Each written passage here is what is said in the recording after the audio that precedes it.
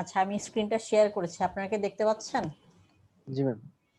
ওকে, আচ্ছা, যার টপিক 9-এ একদিকে ডিমান্ড একদিকে সাপ্লাই প্রবলেম ছিল তাকে বলছি। ডিমান্ড অ্যান্ড সাপ্লাইটা আমরা যেটা মিডের আগে পড়েছিলাম সেটা ছিল একটা ইন্ডিভিজুয়াল পার্সপেক্টিভ, মানে হচ্ছে ম্যাক্রো ইকোনমিক্সের ইন টার্মস।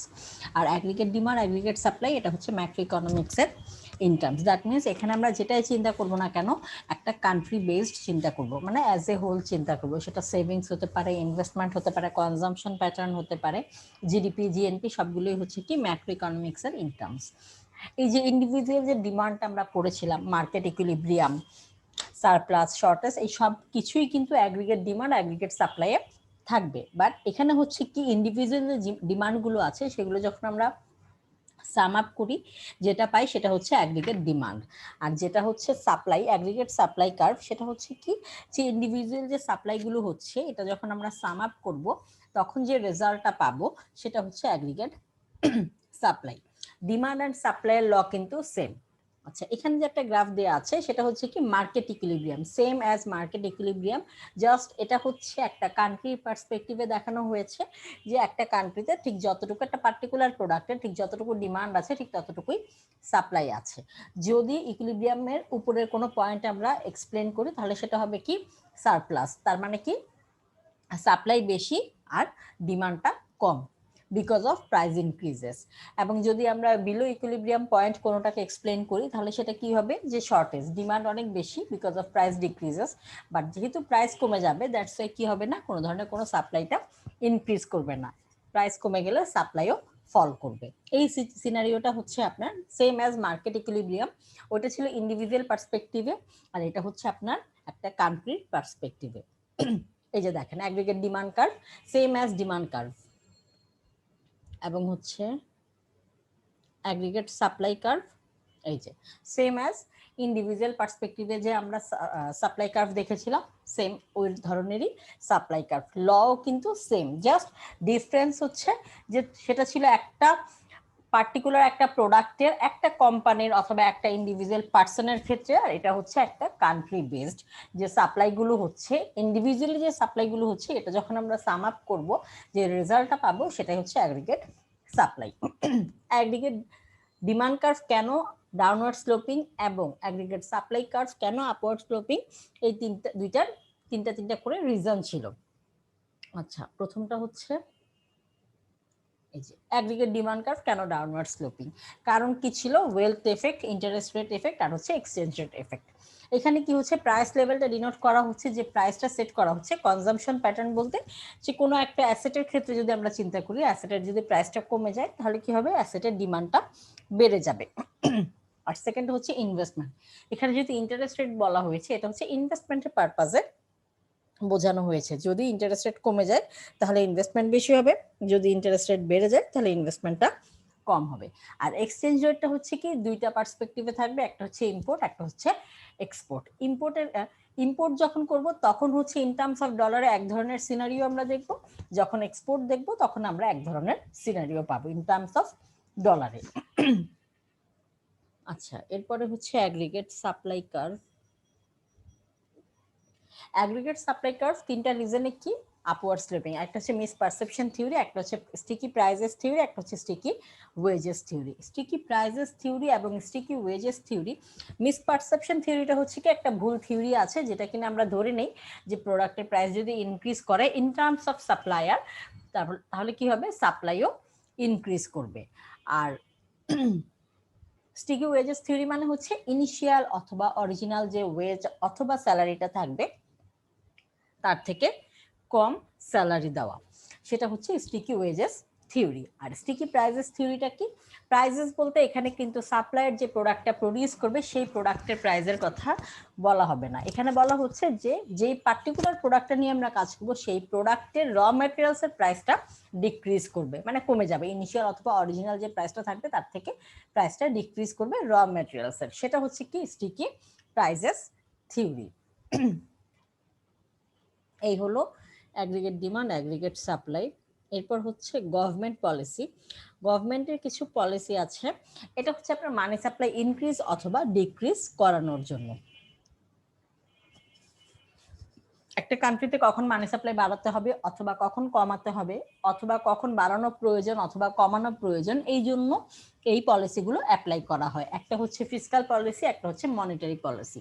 ফিসকাল পলিসিটা গভর্নমেন্ট ডিরেক্টলি হ্যান্ডেল করে, আর মনিটারি পলিসিটা হচ্ছে গভর্নমেন্ট ইনডিরেক্টলি হ্যান্ডেল করে সেন্ট্রাল ব্যাংকের মাধ্যমে।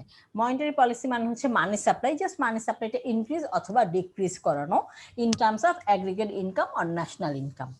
আর ফিসকাল পলিসিটা কি, যে গভর্নমেন্ট ডিরেক্টলি হ্যান্ডেল করবে, মানে গভর্নমেন্টের হাতে যে ফ্যাক্টরগুলো থাকবে, ইনগ্রিডিয়েন্টস গুলো থাকবে, সেগুলোকে গভর্নমেন্ট ইনক্রিজ অথবা ডিক্রিজ করাতে পারে। তার মধ্যে প্রথমটা হচ্ছে কি ট্যাক্সেশন, মানে হচ্ছে ডিরেক্ট ট্যাক্স। যেগুলো ট্যাক্স বলতে এখানে ডিরেক্ট ট্যাক্সের কথা বোঝানো হয়েছে।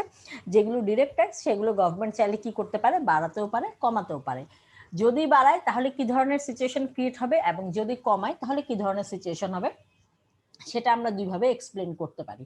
একটা হচ্ছে এক্সপেনশনারি ফিসকাল পলিসি, একটা হচ্ছে contractionary fiscal policy. এক্সপেনশনারি fiscal policy মানে হচ্ছে যে কিভাবে আমরা ন্যাশনাল ইনকাম অথবা অ্যাগ্রিগেট ইনকাম অথবা অ্যাগ্রিগেট আউটপুটকে ইনক্রিজ করাতে পারে। সেখানে কি হতে পারে, যে গভর্নমেন্ট ট্যাক্স কমিয়ে দিতে পারে। গভর্নমেন্ট যখন ট্যাক্স কমিয়ে দিবে তখন কি হবে, সবার কাছে অ্যাভেলেবেল মানি থাকবে, আর অ্যাভেলেবেল মানি থাকা মানে হচ্ছে ন্যাশনাল ইনকাম অথবা অ্যাগ্রিগেট ইনকামটা ইনক্রিজ করা। এটার উল্টোটাই হচ্ছে কন্ট্রাকশনারি ফিসকাল পলিসি। সেখানে হচ্ছে যে গভর্নমেন্ট কি করবে, ট্যাক্স বেশি নিবে। ট্যাক্স বেশি নেওয়ার ফলে কি হবে, ন্যাশনাল ইনকাম অথবা অ্যাগ্রিগেট ইনকামটা সেটা কমে যাবে, মানে মার্কেটে মানি সাপ্লাইটা কমে যাবে। তখন যে পলিসিটা অ্যাপ্লাই করা হয় সেটাকে বলা হচ্ছে কন্ট্রাকশনারি ফিসকাল পলিসি। মনিটারি পলিসিটা হচ্ছে সেন্ট্রাল ব্যাংক হ্যান্ডেল করে। মানি সাপ্লাইটা এটা হচ্ছে আপনার রিজার্ভ যদি বাড়ানোর কখনো প্রয়োজন হয়, রিজার্ভ রিকোয়ারমেন্ট যদি ইনক্রিজ করাতে হয়, তখন এই মনিটারি পলিসিটা অ্যাপ্লাই করা হয়। তো এই মনিটারি পলিসিটাও আমরা দুইভাবে এক্সপ্লেন করতে পারি, একটা হচ্ছে এক্সপানশনারি মনিটারি পলিসি, একটা হচ্ছে কন্ট্রাকশনারি মনিটারি পলিসি। এক্সপেনশনারি মানে হচ্ছে মানি সাপ্লাই অথবা অ্যাগ্রিগেট ইনকামটা কিভাবে ইনক্রিজ করানো যায়। সেখানে হচ্ছে কি আপনার মানি সাপ্লাইটা ইনক্রিজ করলে আপনার অ্যাগ্রিগেট ইনকাম অথবা অ্যাগ্রিগেট আউটপুট অথবা ন্যাশনাল ইনকামটা ইনক্রিজ করছে। আর যদি মানি সাপ্লাই কমাতে চায়, sorry contractionary monetary policy apply করা হয়, তাহলে কি হবে, মানি সাপ্লাইটা কমানো হবে।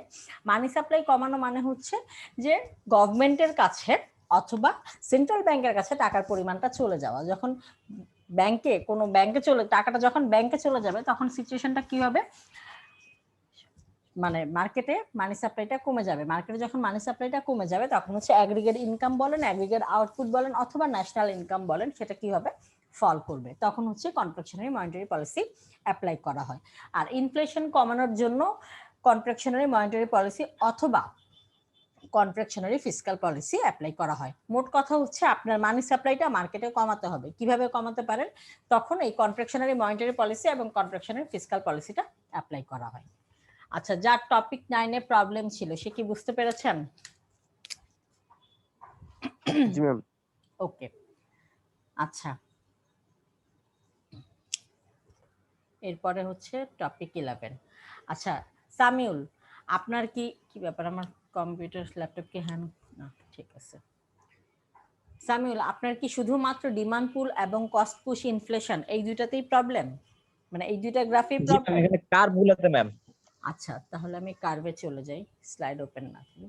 কস্ট পুশ ইনফ্লেশন, ডিমান্ড পুল ইনফ্লেশন।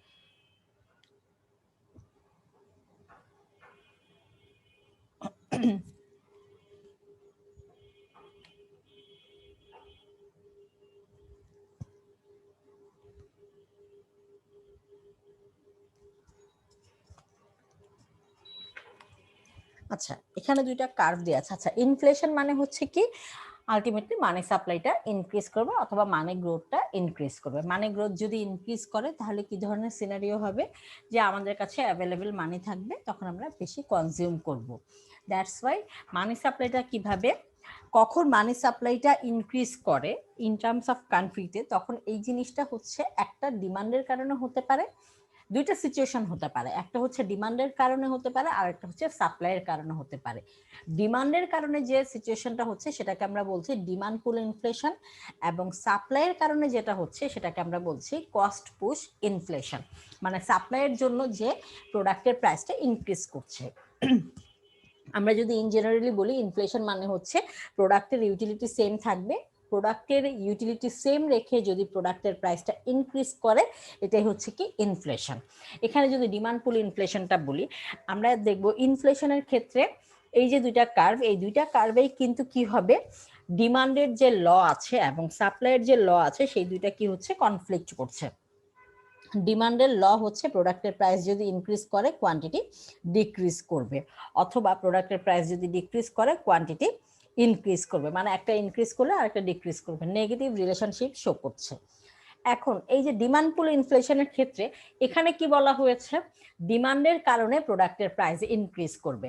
এই ই নট অথবা ই জিরো যেটা, সেটা হচ্ছে আপনার ইনিশিয়াল একটা কার্ভ, যেখানে কিনা আপনার বোঝানো হচ্ছে যে জাস্ট একটা কান্ট্রিতে যতটুকু ডিমান্ড ছিল একটা পার্টিকুলার প্রোডাক্টের, ঠিক ততটুকুই সাপ্লাই, এবং পি নট কিউ নট এই দুটো দিয়ে বোঝানো হচ্ছে ইনিশিয়াল অথবা অরিজিনাল সিচুয়েশন। এখন যদি প্রোডাক্টের প্রাইস ইনক্রিজ করে তাহলে কার্ভটার সিনারিও কি হবে সেটা আমরা দেখব। প্রোডাক্টের প্রাইস যদি ইনক্রিজ করে তাহলে আপনার ডিমান্ড কার্ভটা কোথায় শিফট করছে, রাইটে শিফট করছে, এবং in the same time quantity of ডিমান্ডও কিন্তু ইনক্রিজ করছে। বাট আমরা জানি যে প্রোডাক্টের প্রাইস যদি ইনক্রিজ করে ডিমান্ডটা ফল হওয়ার কথা। এখানে কেন ডিমান্ড ফল করেনি, because of increasing quantity of money.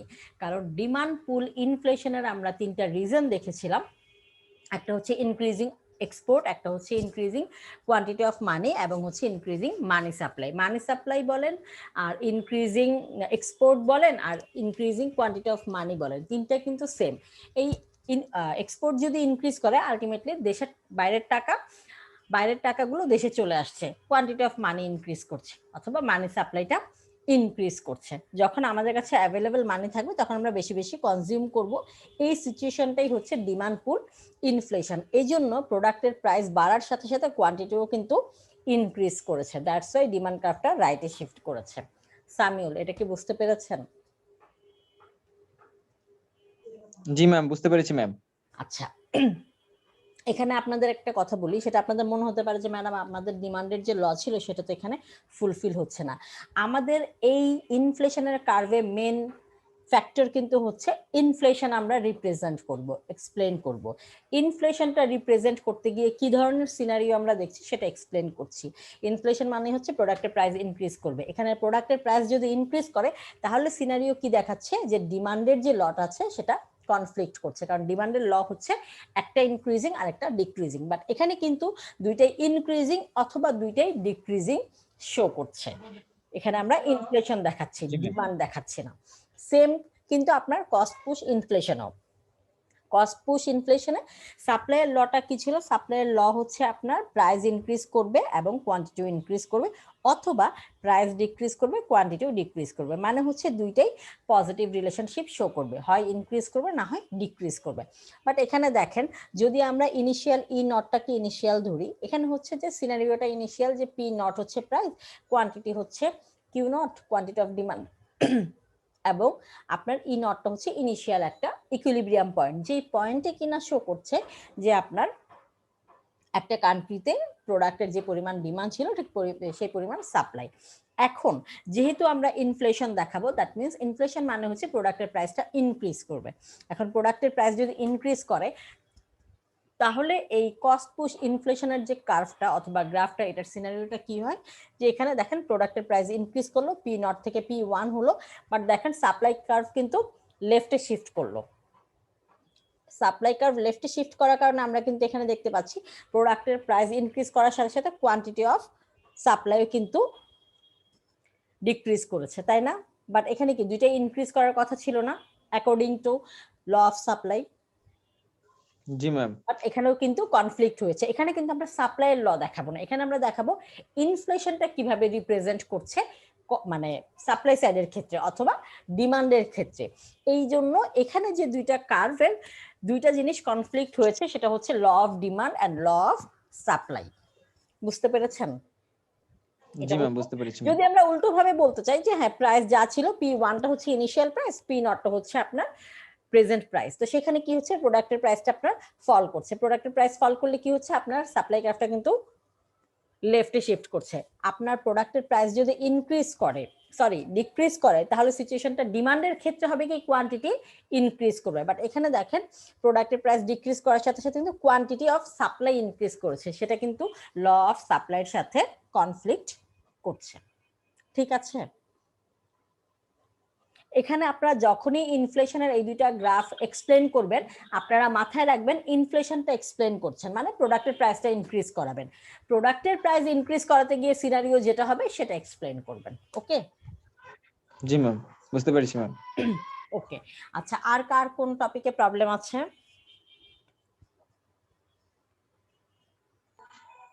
Ma'am শেষের টপিকগুলো ম্যাম মানে ইজি আছে ম্যাম। হ্যাঁ, এগ্রিগেটেড সাপ্লাই আর এগ্রিগেটেড ডিমান্ড ম্যাম, ওইটা ম্যাম একটু অসুবিধা ছিল, বাট ম্যাম এটা ক্লিয়ার হয়ে গেছি যখন চন্দনকে বুঝিয়েছেন।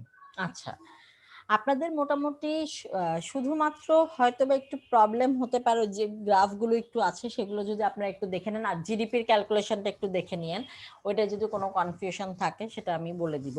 এটা আমি বোঝালে হবে না, আপনারা যদি একটু মানে ক্যালকুলেট করেন তখন যে প্রবলেমগুলো ফেস করবেন সেগুলো আমি আপনাদের বলে দিলে ভালো হবে আপনাদের জন্য। বাট আমি যদি দেখাই, আমি তো পুরোটা দেখাবো, সেখানে আপনারা কোন প্রবলেমটা ইন্ডিভিজুয়ালি ফেস করছেন সেটা তো আর আমি এখন বলতে পারবো না। আপনারা যদি একটু দেখেন, তখন যদি কোনো প্রবলেম ফেস করেন যে না এটা কিভাবে ক্যালকুলেট করতে হবে, তখন সেটা আমি বলে দিতে পারবো। ঠিক আছে, আর বাকি সবগুলোই তো মোটামুটি থিওরি। আপনার প্ল্যানিং অফ বাংলাদেশ, দেন হচ্ছে savings, investment, economic growth, development, unemployment, মোটামুটি এগুলো জি সবই ম্যাম। থিওরি। আচ্ছা, আর কারো কোনো টপিকে প্রবলেম নাই? ম্যাম আমি ম্যাম হুম 8, 9, 10, 11 হুম আর ম্যাম 12 পর্যন্ত দেখছি আলহামদুলিল্লাহ ম্যাম। এই পর্যন্ত ম্যাম আমি এগুলো সবই বুঝছি ম্যাম, যেগুলোতে সমস্যা ছিল ম্যাম আপনাকে বলেছি ম্যাম। আচ্ছা, বাকিগুলো একটু দেখেন, আমাদের তো আরো দুইটা ক্লাস আছে। আচ্ছা, ভাইবার বিষয়ে আমি একটু কথা বলে নিই। আপনারা যে ভাইবা দিতে চেয়েছিলেন সেটা হচ্ছে আমি আগামী সোমবার নিব। ঠিক জি আছে, ম্যাম। আগামী সোমবার নিব। এর মধ্যে শনিবার দিন আমি আপনাদের সিলেবাসটা বলে দিব। আগামী সোমবার আপনাদের ক্লাস টাইমে নিয়ে নিব, তাহলে প্রবলেম হবে না। যে 2-3 জন আছে ক্লাস টাইমে নেই, নালে কনফ্লিক্ট। ভাইবা কি ম্যাম হুম, যে ফাইনালের ভাইবা নিবেন? না না ফাইনাল না ভাইবা মানে? না ম্যাম, আমি বলি ম্যাম এটা হচ্ছে যারা সিটি মিস করছে তাদের ভাইবা। ও হ্যাঁ আচ্ছা হ্যাঁ, আচ্ছা, ঠিক আছে। ফাইনালের ভাইবা হলো তো সেটা আপনাদের অফিসিয়ালি জানানো হবে, এবং সেটা হ্যাঁ বলেন। ম্যাম হচ্ছে ম্যাম এটা আমি চেয়ারম্যান স্যারের সাথে কথা বলেছি, হুম হুম বাট স্যার তো একা কোনো সিদ্ধান্ত নিতে পারে না। হুম, তবে আগামীকালকে আমাদের ট্রিপল ডিপার্টমেন্টের সব ব্যাচের সিআরদের সাথে স্যারের একটা মিটিং আছে, যে ম্যাম আমরা খবর পেয়েছি যে ইউজিসি নাকি একটা নোটিশ দিয়েছে যে অ্যাসেসমেন্টটা হচ্ছে এমসিকিউ আর অ্যাসাইনমেন্ট আকারে নেওয়ার জন্য নাকি বলেছে, বাট এই ব্যাপারে আমরা নিশ্চিত জানি না। তবে আচ্ছা, সিভিল ডিপার্টমেন্ট এভাবে অ্যাসেসমেন্ট নিবে বলে সিদ্ধান্ত নিয়েছে, আরো কয়েকটা ডিপার্টমেন্ট। এটা আমি বিভিন্ন ফ্রেন্ডদের মাধ্যমে জানতে পেরেছি অন্যান্য ডিপার্টমেন্টের। তবে কালকে আমাদের চেয়ারম্যান স্যারের সাথে কথা হয়েছিল গতকালকে, স্যার বলেছে এটাই যে এমসিকিউ এবং হচ্ছে অ্যাসাইনমেন্টের মাধ্যমে নাকি অ্যাসেসমেন্টটা করা হবে। তবে ম্যাম আগামীকালকে যেহেতু আমাদের সব ব্যাচের সিআরদের সাথে স্যারের একটা মিটিং আছে, হুম যে হুম আসলে মানে তখনই শিওর হতে পারবো ম্যাম হুম। আর কি। হ্যাঁ, সময় আছে আমাদের তো, নেক্সট উইকও আছে। 20 তারিখের জি আগ ম্যাম। পর্যন্ত যেটাই ডিসিশন হোক, 20 তারিখ থেকে তো যদি পরীক্ষা হয় তাহলে 20 তারিখ থেকে স্টার্ট হবে, আদারওয়াইজ তো জি ম্যাম। আপনার পরীক্ষা থাকবে। জি ম্যাম, আমরা ইকোনমিক্স পরীক্ষাটা সবার আগে দিয়ে দিব ম্যাম 20 তারিখই। হ্যাঁ, আমার কোনো প্রবলেম নাই, আপনারা যদি 20 তারিখে দেন দিতে পারেন, তাহলে আমি 20 তারিখে অন্য কোনো ডিপার্টমেন্টের পরীক্ষা রাখবো না, শুধু জি আপনাদের। ম্যাম ইনশাল্লাহ ম্যাম। জি ম্যাম, আমরা 20 তারিখে দিব ম্যাম ইনশাল্লাহ। ঠিক আছে, যেহেতু আজকে আপনাদের আর কোনো প্রবলেম নাই, বাকিগুলো একটু দেখে আসেন, মানে 12 পর্যন্ত দেখেছেন, বাকি টপিক গুলো একটু দেখেন ইজি। তারপরে যদি কোনো কনফিউশন থাকে সেটা আমি শনিবার দিন আপনাদের আবার একটু রিভিউ করে দিব। ঠিক আছে, আমরা একটু ম্যাম ওকে। ক্লাসগুলো কন্টিনিউ করি। ক্লাসগুলো কন্টিনিউ করলে হবে কি, ব্রেক করবে না। আর যদি আমরা একদম বসে থাকি তাহলে হচ্ছে যে যা পড়েছিলেন, যা পড়িয়েছিলাম সবই ভুলে যাবেন। জি ম্যাম। ঠিক আছে, ম্যাম আমাদের সিটির খাতাগুলো কি দেখছিলেন? না না দেখিনি, আমি আপনাদের খাতাগুলো এই সপ্তাহে যদি শুরু করতে পারি তো করবো, আদারওয়াইজ এই সপ্তাহে সব ক্লাস শেষ করে নেক্সট উইক থেকে শুরু করব। তবে নেক্সট উইকে ইনশাল্লাহ আপনারা মার্কস পেয়ে যাবেন, মানে পাওয়া শুরু করবেন আর কি নেক্সট উইক থেকে। ঠিক আছে,